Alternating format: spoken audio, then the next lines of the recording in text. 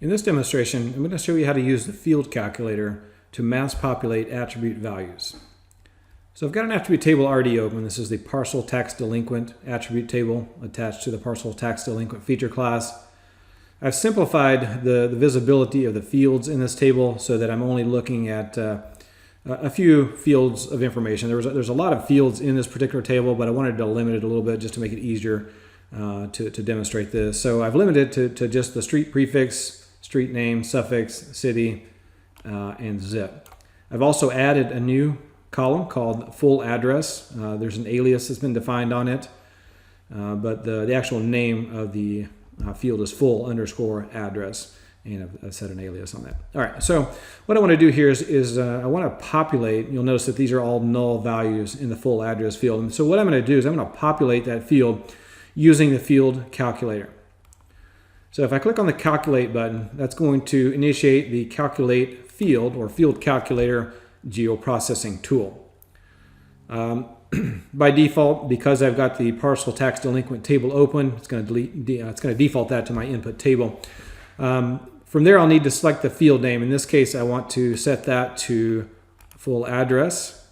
I have two types of expression types that I can use. I can use either Python or I can use Arcade. I'm just going to use Python in this case, but keep in mind you can also use Arcade as well. Now from there, what I'm going to do, just kind of looking at the data in my field, you'll notice I have some, a lot of NA just for null records in some of the prefixes, side of street, suffix, city, zip.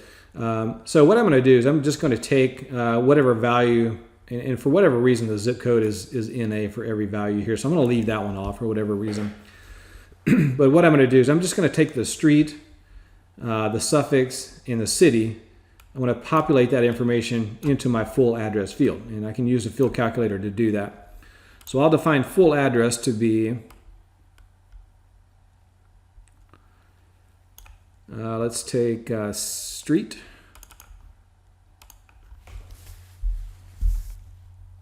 plus, and I'm going to add some space in between those, so I'll add a space. Add the suffix, add another space, and right, this is just a very simple example. Right? You wouldn't necessarily do it exactly like this, but very simple example here. And it will also add the city. Now you'll notice that I don't have any records selected right now. It says 0 of 301 records selected. So I don't have any selected features. The way that the field calculator works is that if you have a selection set, so in other words, one or more features have been selected, if that's the case, when you use the calculate field tool, it will only populate values that are selected. Now in this case, I don't have any selected records, and so what it will do is it will essentially go through every single record and apply a change, and in this case, calculate a value. So at this point, I'm going to hit OK. Actually, I'll just apply it. And now if we look over at my full address field, we can expand this a little bit.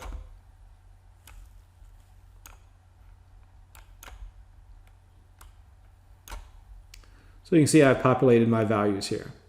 All right, and again, a very simple example. So there may be a situation you'd probably do something a little bit different. You'd probably add some commas and some other syntax here, but you get the idea, right? We took the street, the suffix, and the city, and we put all that information into a new field called full address.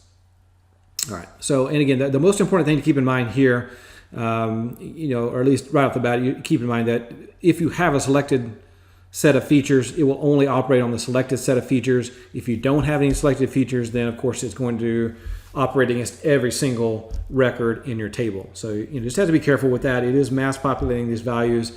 You'll notice that there with the calculate field tool, there is an enable undo button.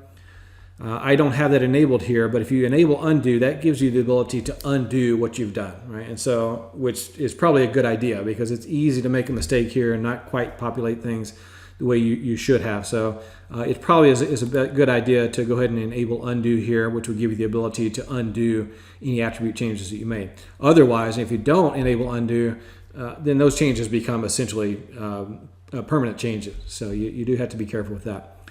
A little bit more information on what you see in this calculate field tool. Of course, the fields will be listed under the field section. It's going to list every single field in your attribute table, regardless of whether it's visible or not. You can tell I only have a few fields visible in my table view, but when I go into the field calculator, every single field is there, for whatever reason. It would be nice if they would change that to be able to reflect what you've done from a visibility standpoint in the table view, but for whatever reason, that's not the case.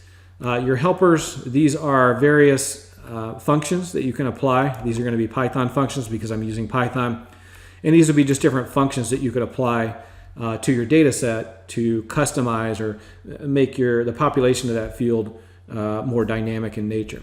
Your other option, of course, is to use Arcade. Right? Arcade is a new programming language that comes with ArcGIS Pro, also comes with ArcGIS Online, and it's a very simple language.